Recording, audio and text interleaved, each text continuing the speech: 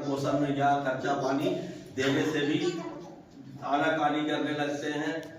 उनके साथ दुर्व्यवहार करने लगते हैं। इसी पे एक कानून बनाया गया था हमारे संसद द्वारा, और जो कि 2007 में एक अधिनियम के रूप में आया,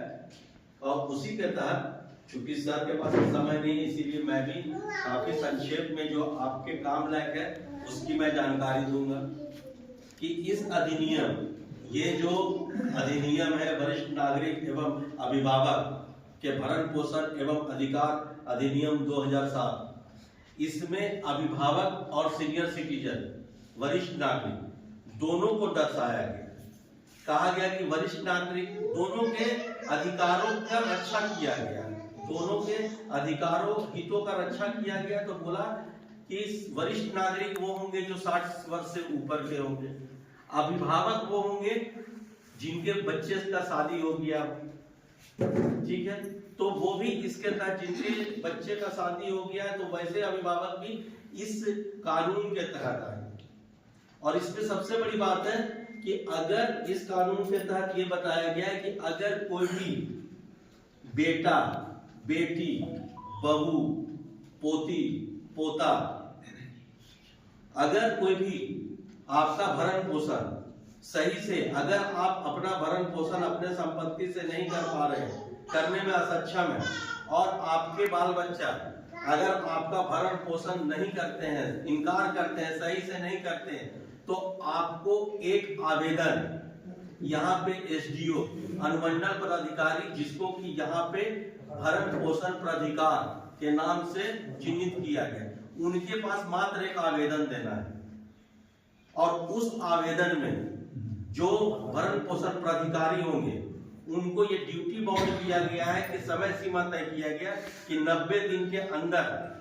उनको ये जो आपका आवेदन है उसको निपटारा करना है। इस बीच में वो इंटरिम भी तुरंत भी आदेश करेंगे कि जब तक ये आवेदन नहीं निर्णय हो रहा है तब तक वो आपका है सो कुछ बाल बच्चा को निर्देशित करेंगे कि इनको भरण पोषण देना। बहुत केस में क्या होता है, देखिए, जब तक संपत्ति अपने हाथ में है तब तक बाल बच्चा बहुत सेवा करता है, बहुत अच्छा से रखता है, और संपत्ति जैसे उन लोग को हम लोग लिख देते हैं, दे देते हैं, उसके बाद वो लोग हम लोग के साथ अत्याचार करता है, खाना पीना नहीं देता है। तो बोला गया है कि अगर कोई भी अभिभावक या वरिष्ठ नागरिक अपने बच्चों को संपत्ति का हस्तांतरण कर दिए और उसके बाद वो लोग अगर इस तरह अपने गार्जियन को खाना पीना नहीं देते हैं, इलाज नहीं कराते हैं, कपड़ा नहीं देते हैं, दवाई नहीं देते हैं, समय से उनका चेकअप नहीं कराते हैं, तो वो जो आपने जमीन उनको लिखा है, जो संपत्ति उनको लिखा है, वो शून्य माना जाएगा, उसका अस्तित्व नहीं रहेगा, वो शून्य माना जाएगा। इसीलिए दूसरा चीज, अगर मान लीजिए आप लोग कमजोर हैं, अगर आप नहीं सक रहे हैं कि हम अपने से आवेदन कहाँ देने जाएंगे, तो इस कानून के तहत जिला समाज कल्याण पदाधिकारी को आप यहाँ भरण पोषण पदाधिकारी के रूप में नियुक्त किया गया है, जिनका काम है कि आप लोगों का जो भी अगर असहाय आपका आवेदन लेके वो आपका जो भरण पोषण प्राधिकार है उसके पास आवेदन आपके तरफ से देंगे, या तो जो जिला समाज कल्याण पदाधिकारी है वो आवेदन दे, या कोई गैर सरकारी संगठन है वो आपके तरफ से एसडीओ साहब को, जो कि मेंटेनेंस ट्राइब्यूनल के नाम से जाने जाते हैं, उनके पास देंगे, और वहां आपका निर्णय होगा कि आपको भरण पोषण दिया जाएगा। यही ये अधिकार इस कानून के तहत दिया गया, और इसी को जागरूकता करने के लिए, आपको जागरूक करने के लिए ये कार्यक्रम का आयोजन पूरा हिंदुस्तान में होता है, हर जिले में ये कार्यक्रम हो रहा है, ताकि बुजुर्गों का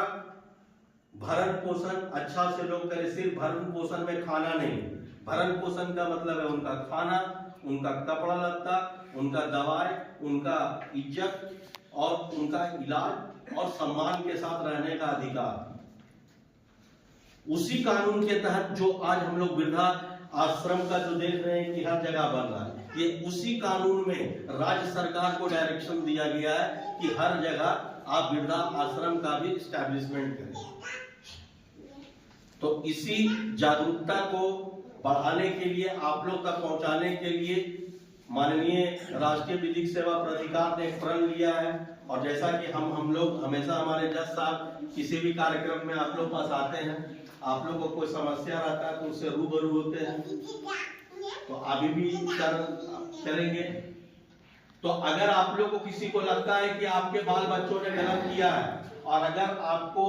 भरण पोषण चाहिए या अपने घर में रहना है, तो आप हमसे भी संपर्क कर सकते हैं, अपने लोगों से भी संपर्क कर सकते हैं, तो हम लोग आपके लिए ये प्रोसेस आगे करेंगे। इन्हीं बातों के साथ मैं अपने बातों को विराम देता हूं, क्योंकि समय का अभाव भी है। धन्यवाद।